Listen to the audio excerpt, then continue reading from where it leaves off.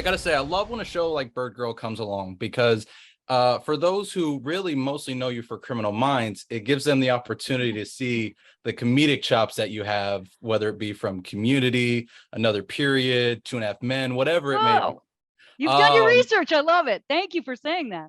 oh, I've been watching. I've been.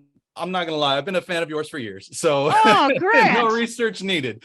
But so I find Birdgirl interesting because it came so long after Harvey Birdman came to an end, and so I'm curious. How long had this been in the works before finally getting off the ground? It was, I guess I started recording. Birdgirl was created in 2005 on Harvey Birdman. And then I think it ran another couple of years, a year or two, and then the show ended. And we thought, well, that's that. And then I want to say 5 or 6 years ago, Eric Richter, one of the creators of Birdgirl Mhm. and Harvey Birdman, called me in to do the voice on something else he was working on. And I remember going to the studio in Burbank, and he said, while I was in the recording studio, he was in the control room, and he said, "Oh, we're going to pitch Birdgirl as its own show." And I said, are you serious?" And he said, "Yeah." And I said, "Oh, please let me audition for it." Because I just thought, oh, if it's going to be its own show, they're going to go get someone really famous. And he was like, "No, I don't think you understand. You're Birdgirl. You have been Birdgirl. So if Birdgirl goes, will you be Birdgirl?" And I was like, "Yes, I'll be Bird. I would love, of course, I would love to." And it happened, I think, within 8 or 9 months of that. It was done, and he said, "Okay, it's a go. We're doing it." And we started recording, and we were at Margarita Mix, which was the same recording studio in Hollywood where we used to record Harvey Birdman. So it was nice to be back and it's a kooky studio. It got a lot of stuffed like iguanas, and uh I don't know if they serve margaritas. It's a very tropical, cool studio. And that was the last thing I did before COVID hit and we all went into lockdown, was recording, I think, season one of Birdgirl at Margarita Mix. And we finished recording, and we were kind of standing in the hallway like, so, I guess we're not, no hugging, and maybe I'll see you. And we just didn't know. And so then when we were all in lockdown, um, we were going to record from home, and I built my husband and I built a recording box out of these. They're like walls called gobos that you use to record in a recording studio.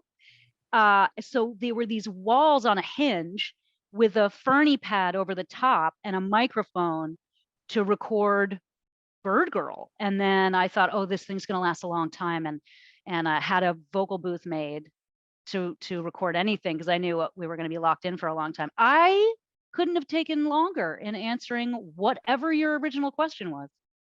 No, that Couldn't have was done it. actually perfect. That gave me the Couldn't have done timeline it. that I was looking for. Really? Yes, really. But with that said, then, with that quick turnaround time from when they pitched it to you to when they got it going, what was it like when you started to see the scripts and see the different take that they were bringing to the character from Harvey Birdman? I'm telling you, I still did not see it.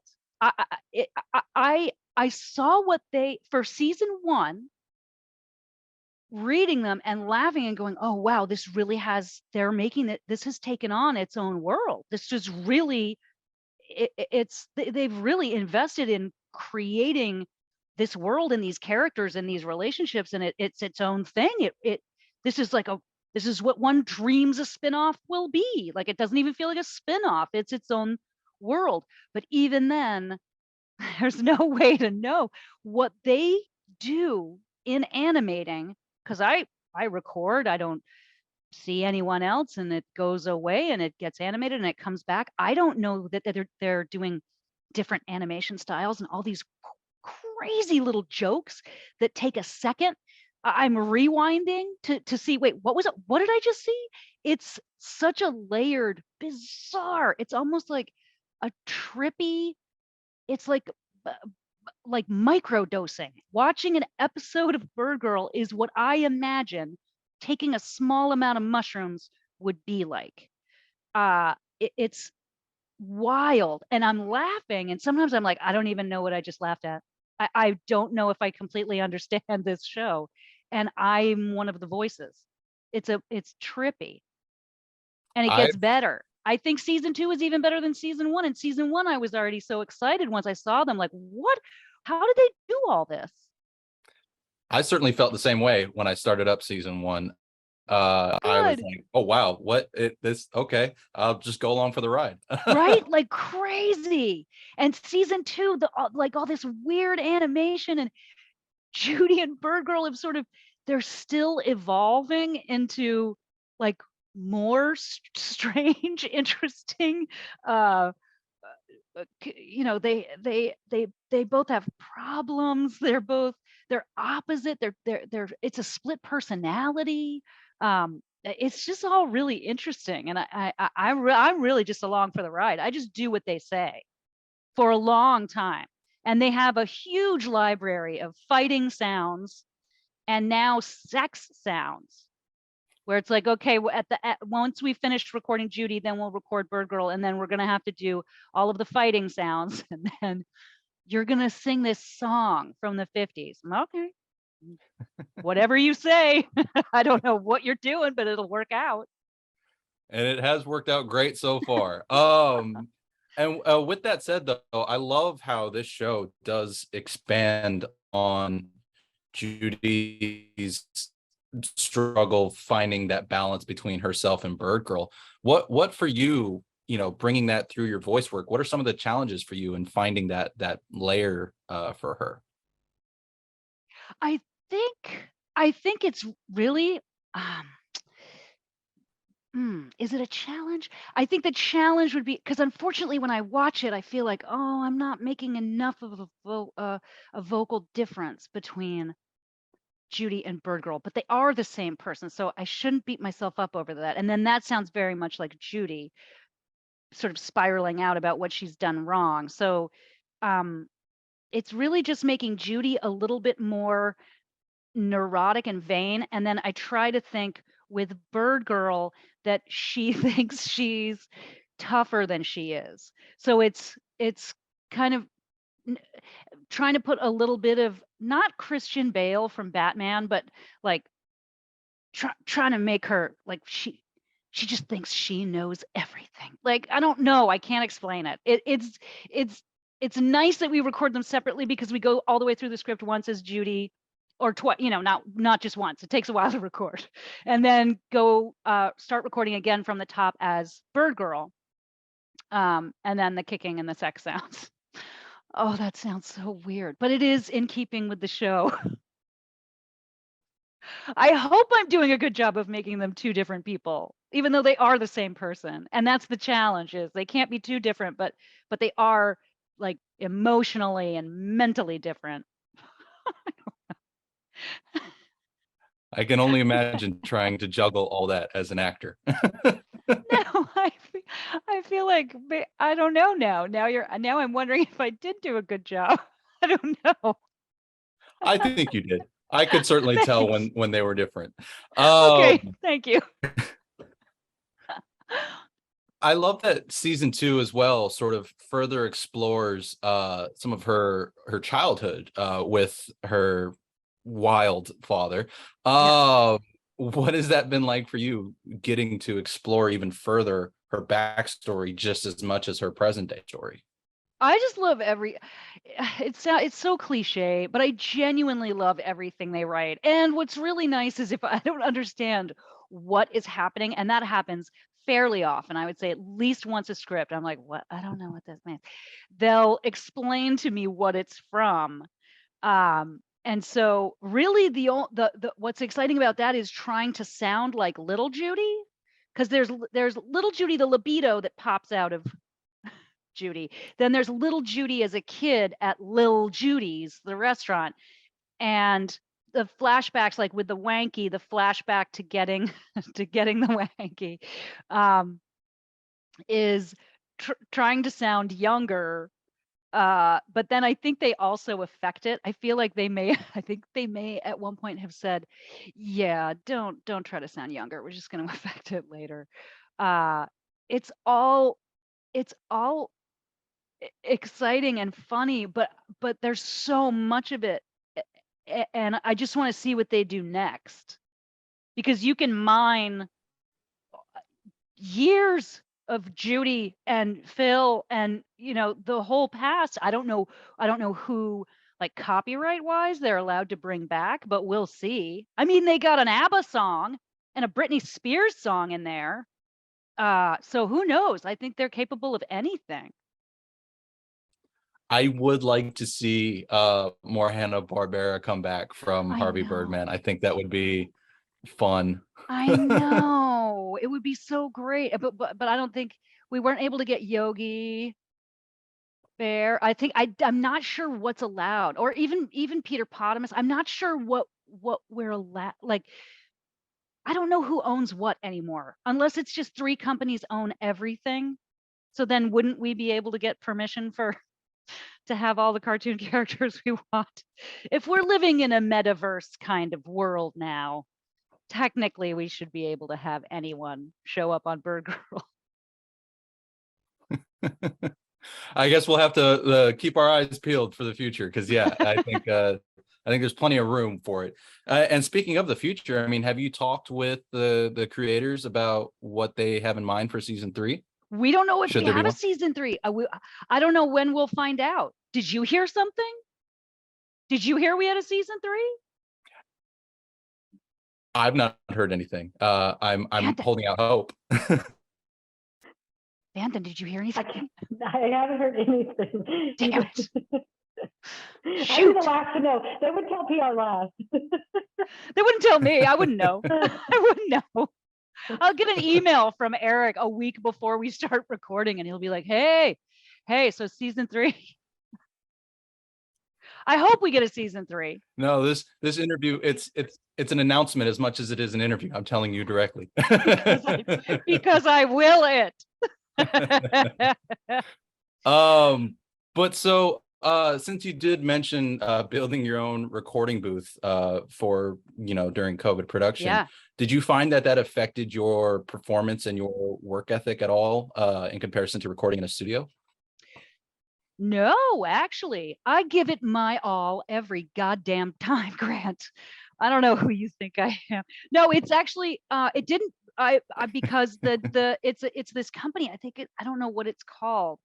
It's you design a vocal booth that's modular. You can take it apart and take it somewhere else in case we have to sell the house. So, but it was big enough so that I can, because when I'm recording, I do have to do, running or jumping up and down or dribbling water. Birdgirl's there's a lot going on with her and with animation in general. So it had to be big enough to run and shout. And I think because we were separated and everything was recording remotely and separately, I was even more, I think I was more offering more in all the record sessions with every animated show, just saying, I don't want to take up your time, but do you want me to do that again? Because I wanted to make sure they had everything they needed because everybody was so separated. And I love doing animation, and I know that it was saving us. That's how my husband and I were making money. He was recording me. I can't do all that in the booth. I don't know what to do. He's recording it, and then he sends recordings out to people afterwards. So I did narration for a Disney series. I did 7 or 8. I don't even know how many more cartoons. I'm recording Praise Petey today. So I also I'm like really a conspiracy theorist. Like, I don't know how long COVID's gonna last. Like, and also I think aliens are coming. So really, it's been like, I'm gonna maximize this booth and do everything I can do to do animation all the time. And so I give, I think, maybe more than I used to. I think before, because I've gotten more experience in the last 2 years than I had for 15 years before. And that was doing a lot of shows for a long time, like Dan Versus and DuckTales. And I started on Godzilla, I think in 1997 or something. But I want to do more of it. And I know it's so hard to break into because I have so many friends saying, how do I get into doing voices for animation? And I'm like, well, go take a class at this place because they kind of know all the casting directors. You know, people want in, and so I value it, and I love doing it. And it's a really specific kind of acting where you don't have to worry about what you look like, or you know, are you standing in the right place for the light, and you know, do you look fat in these pants? Like, you don't have to worry about anything.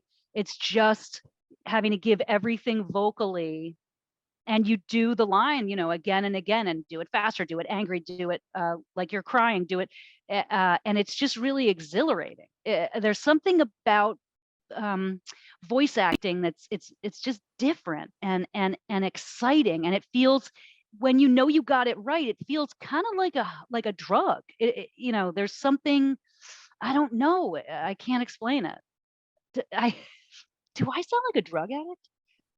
I sound like I'm into drugs.